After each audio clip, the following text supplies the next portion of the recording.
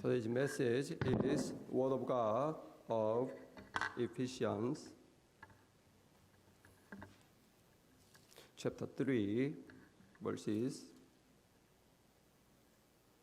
14 through 21.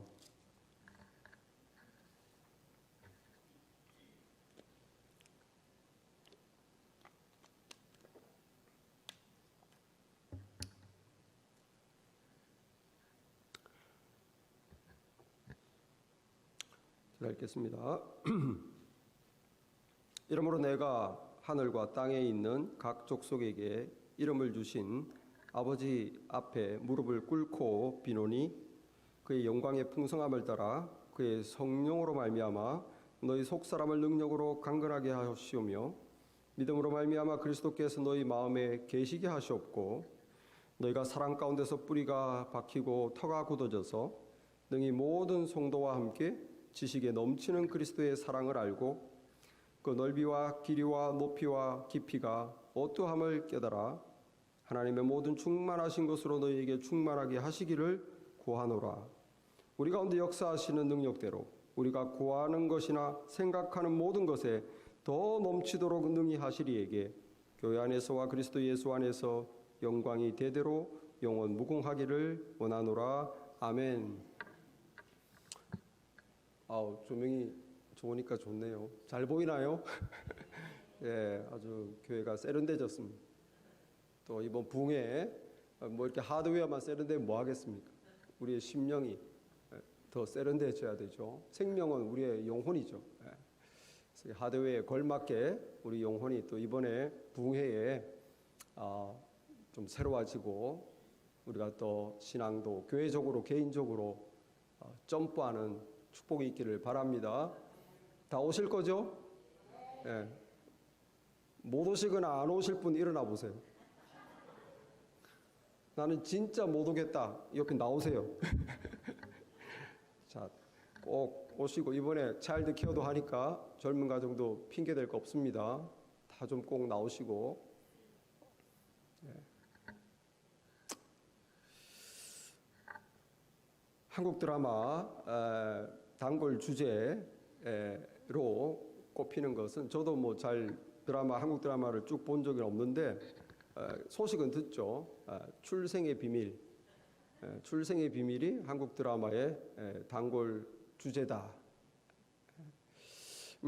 그래서 제가 한번 생각해 봤어요. 출생의 비밀. 뭐 아마 드라마하고는 좀 안 맞을지 모르겠는데 여기 가난한 학생이 있습니다. 이 학생이 어려운 형편에 집안에 힘이 되고자 매 학기 아르바이트를 하고 이렇게 자취방에서 자취하면서 어렵게 공부를 하고 있습니다. 학비를 벌기 위해서 공부와 학업을 병행해야 되죠. 특별히 방학 때는 더 열심히 일을 하죠. 집에 와서 집 앞에 편의점에서 밤늦도록 12시까지 막 학비를 벌려고 고생합니다. 이제 학기를 이제 며칠 앞두고 방학이 끝나갑니다. 내일이면 이제 방학이 끝나고 학교로 돌아가야 돼요. 마지막 학기가 남았습니다. 그런데 아버지가 갑자기 방으로 오라는 거예요. 방에 뚝 들어가서 앉았는데 자기를 쳐다보면서 심각하게 말합니다. 얘야, 사실 너의 할아버지는 ABC 그룹의 회장님이셨다. 출생의 비밀이 드러나는 거죠. 깜짝 놀랐어요. 이 아빠는 엄마랑 결혼하기 위해서 너희 할아버지가 너무 반대하는데 그거를 받아들이기 어려워 집을 뛰쳐나와. 젊은 날 결혼해서 이렇게 어렵게 살고 있었지만 사실 너는 ABC 그룹 회장님의 손자야. 그런데 네가 어렸을 때 너의 할아버지는 돌아가셨지만 지난주에 편지를 받았다. 변호사로부터.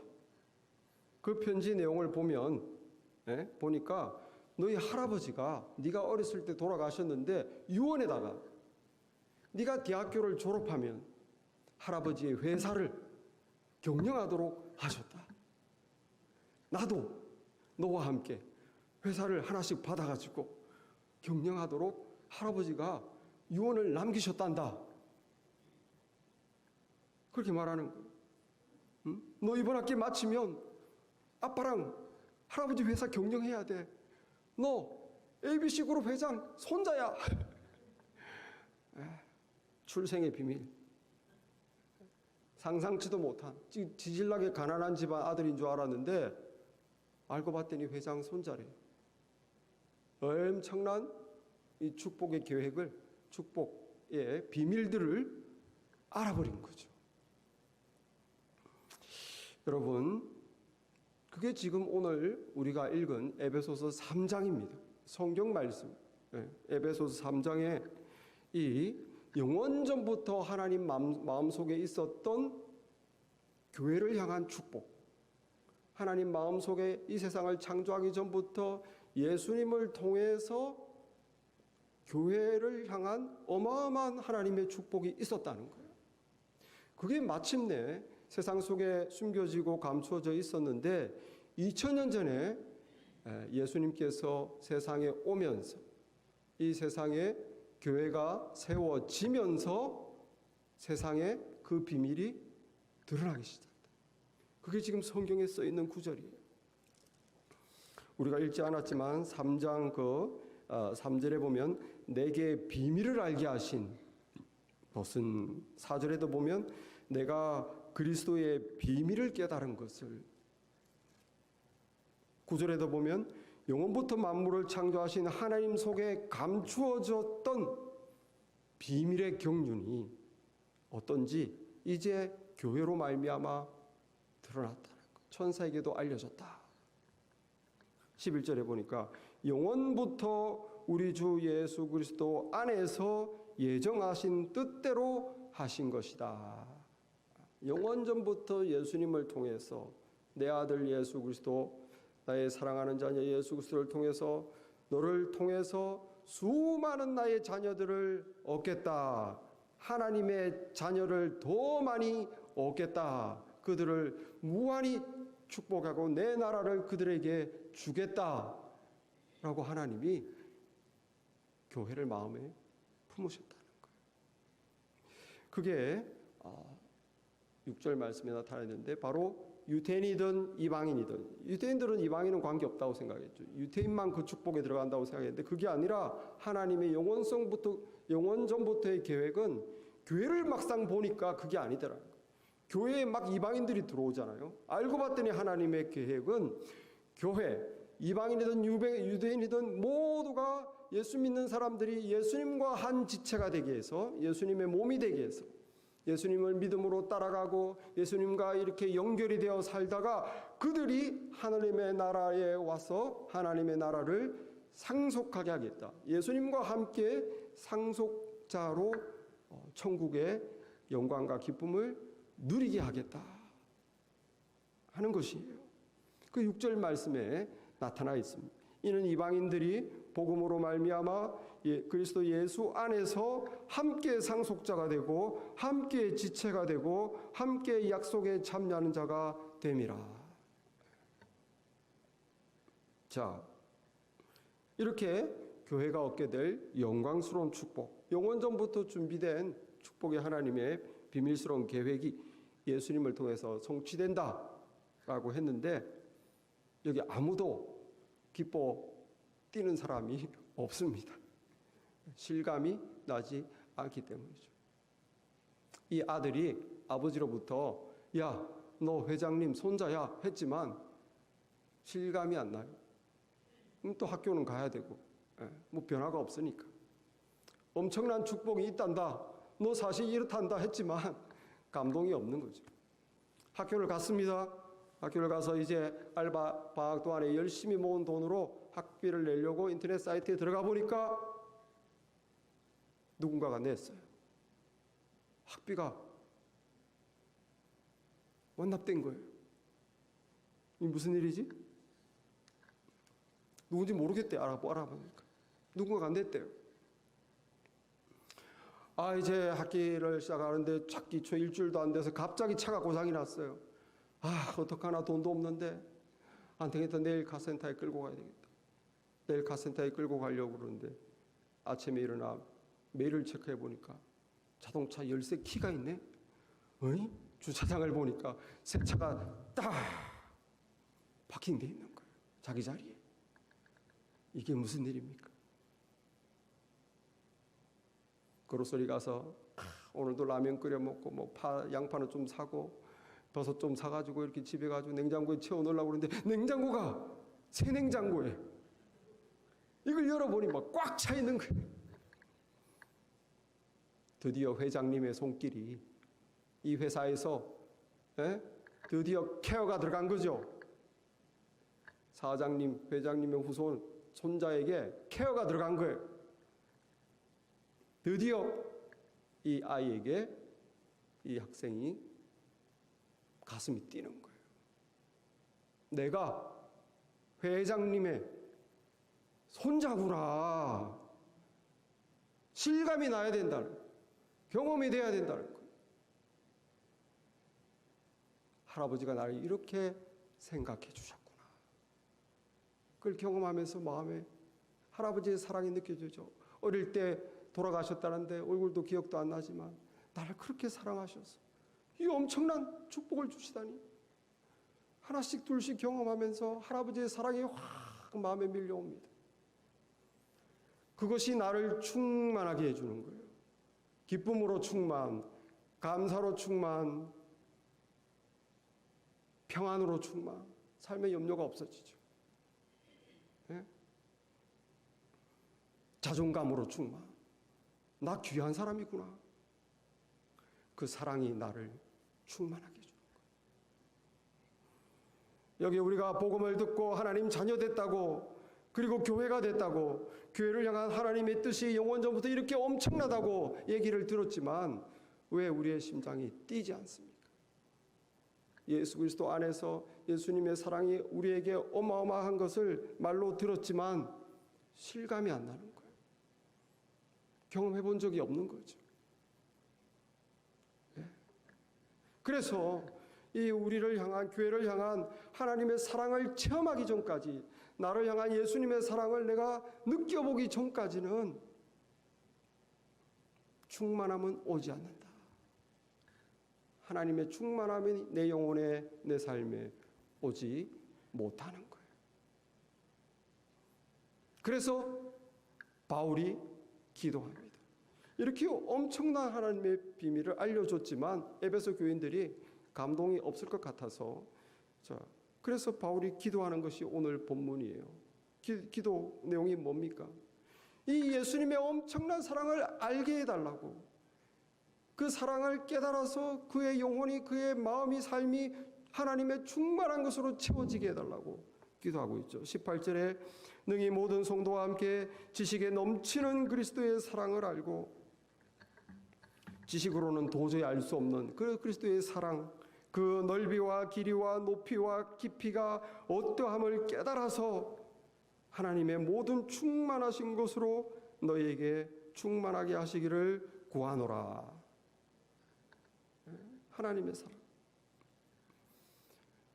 그래서 우리가 예수님의 사랑을 삶에서 체험을 해야 되는데, 그게 되기 위해서 또 바울이 기도하는 거예요. 16절부터 하는 기도는 뭡니까? 이 사람들의 속사람을 강하게 해주십시오. 속사람이 강해서 예수님을 자꾸 모시고 살아서 예수님을 삶 가운데서 경험하게, 예수님의 사랑에 뿌리를 내리고 그 사랑 위에 삶의 터가 굳어지게 해주십시오. 기도하는 것이죠. 16절에 보니까 그의 영광의 풍성함을 따라 그의 성령으로 말미암아 너희 속사람을 능력으로 강건하게 하시오며 믿음으로 말미암아 그리스도께서 너희 마음에 계시게 하시옵고 너희가 사랑 가운데서 뿌리가 박히고 터가 굳어져서. 우리 크리스찬들은 두 가지 사람의 모습을, 양태를 가지고 있어요.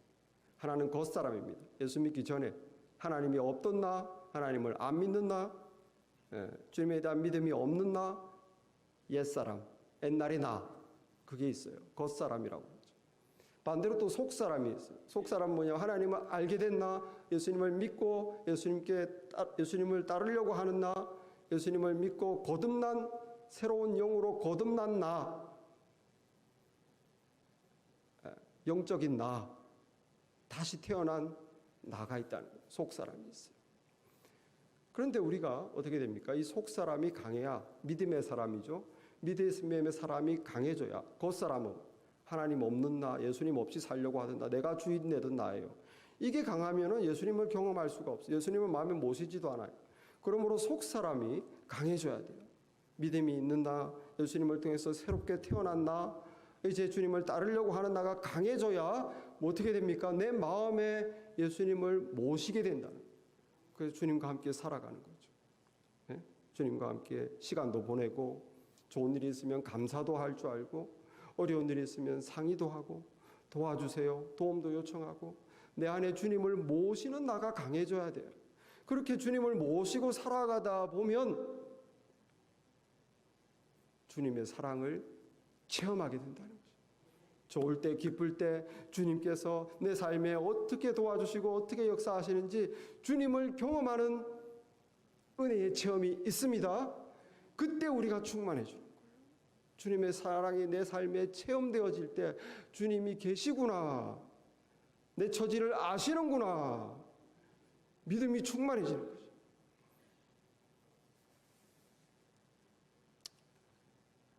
여러분, 우리 겉사람보다 속사람이 강해지시기를 바랍니다. 기도하시기 바랍니다. 주님을 마음에 모시고 살아가시기 바랍니다. 주님의 사랑을 체험할 날이 올 것입니다. 우리는 주님의 사랑을 체험해야 돼요. 실감이 나야 돼요.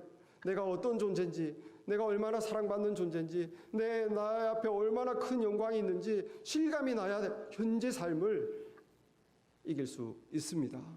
믿음으로 살 수 있다는 거예요. 여러분, 많은 연구를 통해서 사랑받고 자란 아기와 또 사랑받지 못하고 자란 아기는 그의 삶에서 큰 차이가 있다는 것은 이미 많은 연구를 통해서 드러났어요. 아이가 아기 때 엄마의 아빠의 사랑을 많이 받고 자란 아이는 밝은 기운이 있고 살아갈 때도 인생을 긍정적으로 보고 기운이 밝죠. 친구들도 많이 모이고 뭔가 어려운 일이 있어도 잘 이겨내요. 왜? 사랑을 받고 자랐기 때문에. 그 사랑을 받고 자랐다는 게 뭡니까? 구체적으로 똥 오줌 싸면 찝찝할 때 엄마가 사랑하면 얼른 갈아주죠. 싸기도 전에 갈아줘. 너무 사랑해서 때 됐는데 갈아줘야지. 찝찝할 일이 없어요. 배고프면 얼른 젖병을 물려줘요. 얼른 우유를 줘요. 별로 뭐 짜증낼 일이 없어요. 한 번 울면 바로 젖병이 들어오니까. 잠으면 얼른 또 재워줘. 조용한 데리 가서 막 재워줘. 찝찝한 거 갈아주고 배고픈 거 먹여주고 잠 올 때 재워주고. 욕구 불만이 없어요. 평안한 거죠. 사랑받고 자라는 거. 평안한 것입니다. 그의 사랑으로 인해서, 엄마의 사랑으로 인해서 그 아이가 충만해지는 것입니다. 평안하구나. 내 인생이 만족스럽구나. 아, 나는 귀한 사람이구나. 나를 이렇게 사랑받는 존재구나. 나 귀하구나. 자존감도 높아요. 충만해집니다. 그리고 뭐예요? 사람을 믿죠. 사랑을 받으니까 사람을 믿는 거예요. 아, 엄마를 믿어. 아빠를 믿어. 내 인생 문제 없어. 사랑을 받으니까 사랑이 자연스러워. 남들 사랑하는 것도 쉬워요. 남들 자꾸 사랑하니까 남들이 자기를 사랑해 주죠. 그러니까 자꾸 인생이 해피해지는 거예요. 사람들이 날 좋아하니까. 왜 좋아하지? 자기가 사랑한 걸 기억을 못해. 왜냐하면 이건 자연스러운 거니까. 그냥 자연스럽게 사랑받고 자라서 사랑하다 보니까 사람들이 자꾸 자기를 왜 나에게 이걸 주지? 왜 나를 좋아하지? 그냥 인생이 더 행복해지는 거예요. 충만해진다는 거예요. 사랑할 수 있는 능력으로도 충만해지고 그의 인생에 기쁨과 행복이 차는 것이죠. 반대로 아기 때 사랑을 못 받으면 엄마가 똥 오줌이 있는데도 빨리 안 치워서 애가 그냥 찝찝한 상태를 견뎌야 되고 배가 고픈데도 빨리 안 줘서 그냥 고통을 참아야 되고 아기 때부터 잠 오는데도 시끄럽게 막 해서 편안하게 잘 수가 없고 그럼 뭐예요? 아기가 이제 욕구 불만이 가득 차는 거예요. 욕구 불만이 가득 차니까 뭐예요? 평안이 없죠, 마음이. 늘 불안해. 밥 안 줄까 봐. 시끄러울까 봐 불안해. 그래 뭐예요? 나는 사랑받지 못하는 존재구나. 난 별거 아니구나. 난 귀하지 않구나. 자기 영혼이 벌써 알아버려. 사람을 못 믿어요. 믿을 사람 한 명도 없네. 엄마도 못 믿겠어. 그리고 사랑할 수 있는 능력이 없어요. 사랑을 못 받았으니까 어떻게 사랑하는 거지? 사랑이 뭐지? 받아봤어야죠. 그러니까 사랑을 못 받으면 사랑하기가 어려워요. 그러나 이제 우리가 인간관계를 통해 사랑을 해야 된다는 걸 아니까 사랑을 베풀죠. 그런데 사랑을 할 수 있는 능력이 없는 상태에서 억지로 하다 보니 다 기억하는 거예요. 내가 이렇게 해줬는데 말이야, 저 사람 나한테 이것도 안 해주고, 내가 이렇게 세 번 밥 샀는데 나한테 2번밖에 안 사주네. 그걸 다 계산하고 있어. 사랑받는 아이는 그런 걸 기억을 못 해요. 그렇게 사랑의 능력이 부족한 사람, 이걸 섭섭해한 거예요. 자기에게 해줬는데 뭐가 안 돌아가. 그 인생 자체가 불만이 가득 차는 거예요.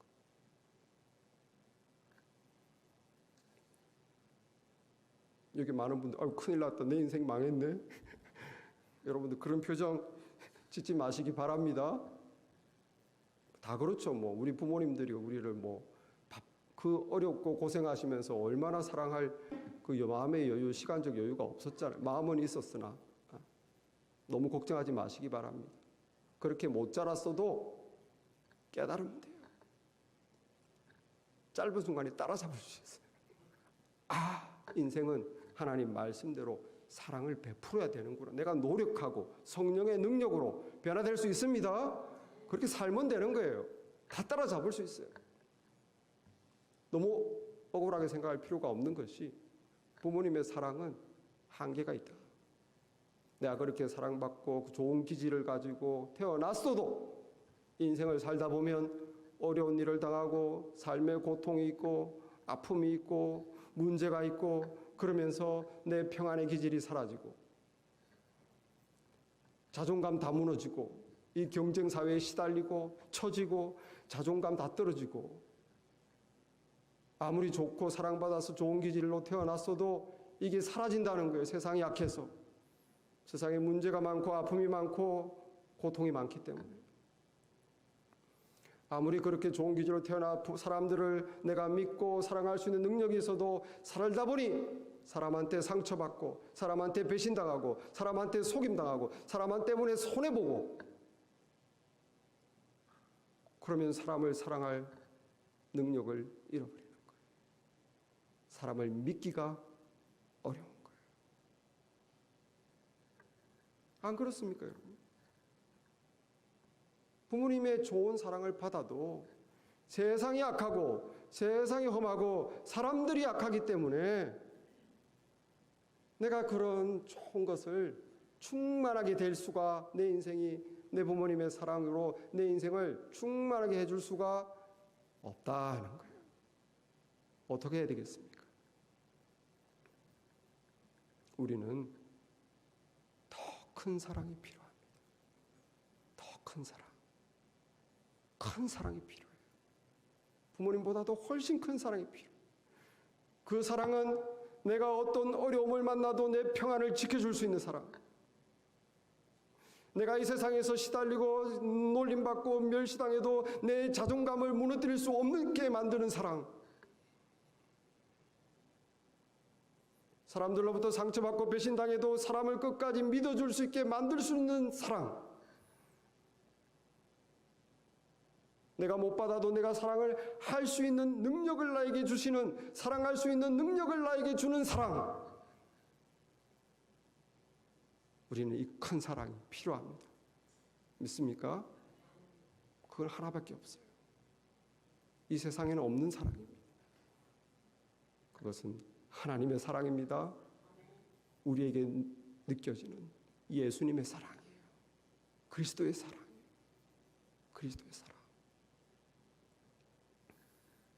이것이 바로 지금 그리스도의 사랑, 그 넓이, 깊이, 높이, 그 길이를 알게 되기를, 이걸 깨달아야 되는데 문제는 뭐냐면 그 사랑이 얼마나 큰지를 교회가 못 깨닫는 거죠.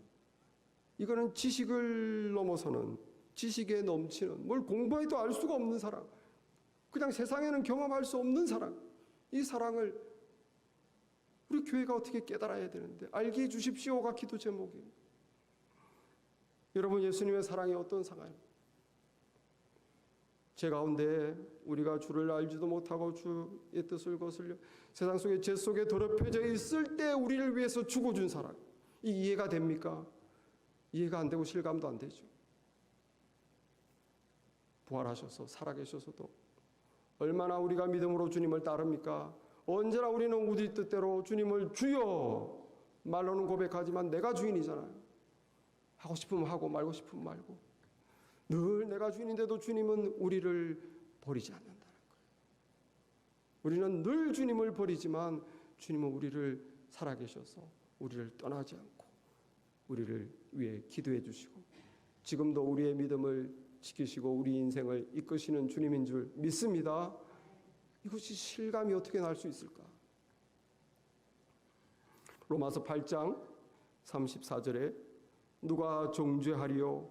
죽으실 뿐만 아니라 다시 살아나신 이는 그리스도 예수시니 그는 하나님 우편에 계신 자여 우리를 위하여 간구하시는 자시니라. 누가 우리를 그리스도의 사랑에서 끊으리요? 환난이나 공고나 박해나 기근이나 적신이나 위험이나 칼이랴.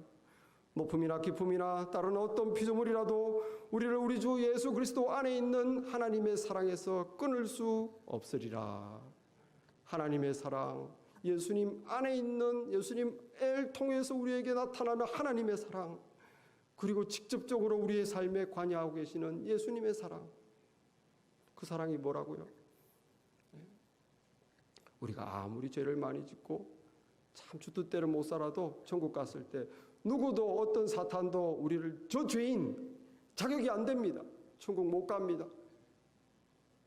예수 믿지만 형편없는 사람입니다. 천국에 안 됩니다라고 누가 우리를 정죄하겠느냐는 거예요. 우리를 위해서 예수께서 죽어주셨는데, 나의 모든 죄를 위해서 죽어주셨는데, 나의 모든 못난 모습, 내가 그렇게 못 살 걸 위해서 죽어주셨는데, 죄값을 치러주셨는데 누가 나를 정죄하겠느냐는 거예요. 그 예수님의 사랑 때문에 나의 모든 부족을 메꾸어 주신 예수님의 사랑 때문에 나는 정죄받지 않는다는 거예요. 할렐루야. 죽기만 하셨습니까? 살아나셔서 살아계신 이는 그리스도 예수시니 하나님 우편에 계신 자여 우리를 위하여 간구하시는 자시니라. 여러분, 저와 여러분의 믿음, 늘 제가 얘기를 하죠. 예수님의 은혜가 없이는 우리가 믿음을 지킬 수는 없어요. 저와 여러분의 한계 우리가 잘 알고 있지 않습니까? 우리가 예수님을 얼마나 사랑합니까? 예수님께 우리가 얼마나 순종합니까? 얼마나 진리를 사랑합니까? 형편없어요. 그런데 우리가 믿음이 왜 지켜지냐는 거예요. 예수님의 기도가 있기 때문입니다. 할렐루야.